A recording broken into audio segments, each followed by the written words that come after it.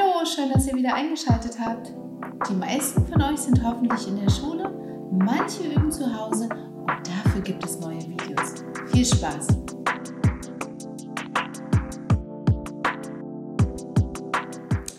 Na, was denkt ihr, womit wir uns heute beschäftigen? Rotes Kleid, Sonne? Das Verb. Und vielleicht erinnert ihr euch noch an das Land der Wortarten. Als das Verb aufging, erwachten alle Dinge zum Leben. Und die Menschen liefen, die Autos fuhren, die Schweine quiekten. Wir können auch sagen, die Autos fahren, die Menschen laufen, die Schweine quieken.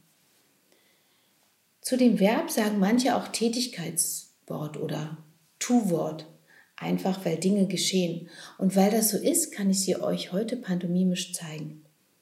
Ich möchte gern, dass ihr die Verben, die ihr gleich seht, aufschreibt in der Grundform und später sollt ihr sie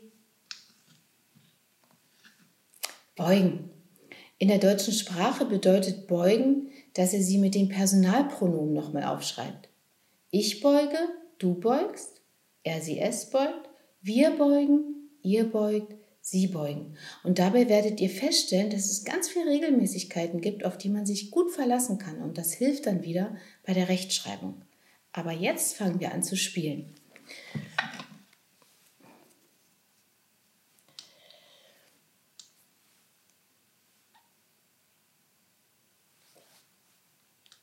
Schlafen.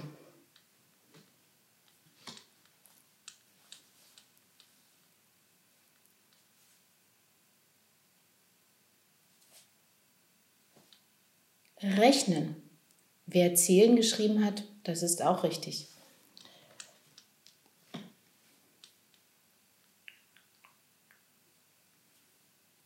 Trinken.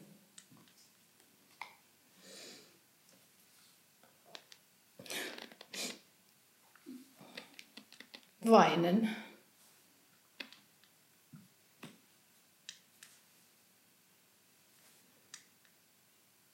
Zeigen.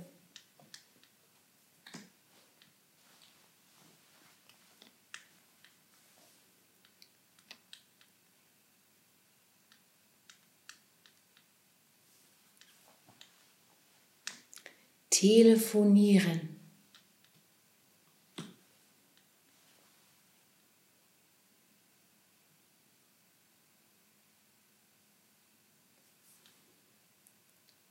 Lesen.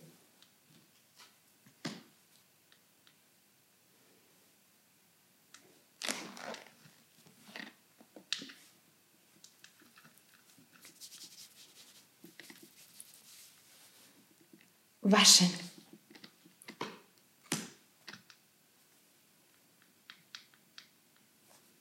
Winken. Viel Spaß beim Üben. Wenn ihr nochmal kontrollieren wollt, ob ihr es richtig geschrieben habt, dann schaut im Padlet nach. Da sind die Lösungen. Viel Spaß!